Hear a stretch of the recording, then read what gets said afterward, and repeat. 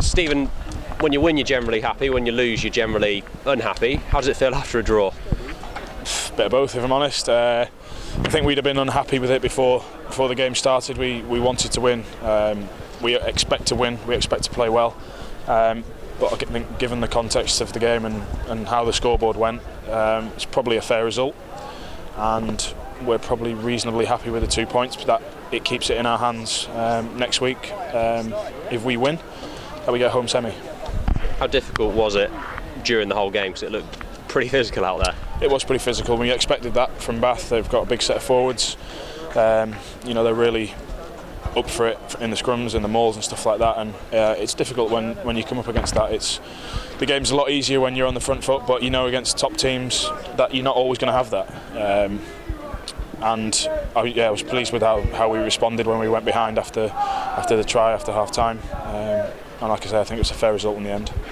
After the Wasps game, we asked you about your nerves. We know all about that now, but just being in that situation again, how were you feeling? Well, ideally you would not like it, but you have to get your head around it. It was an opportunity to draw the game for us, and it's my job. It's as simple as that. A kick from, I think it was on the 15-metre line just outside the 22. Just go through the same processes as I always do, no matter what kick it is, no matter what stage of the game. As boring as that sounds, it's more of a mental challenge really, that you approach it as any other kick. Obviously you've got distractions trying to get in, the crowd shouting at you and calling you all sorts of names, but it's all the more sweeter if they go over. Just one final word, you've already touched upon next week. It's all still in the Saints' hands, but I guess the win's the most important thing for momentum as well as that home semi-final. Yeah, I think it is. I think obviously a few weeks back we had a bit of a tough time and a bit of a sticky patch. I think in recent weeks we've shown glimpses of good rugby.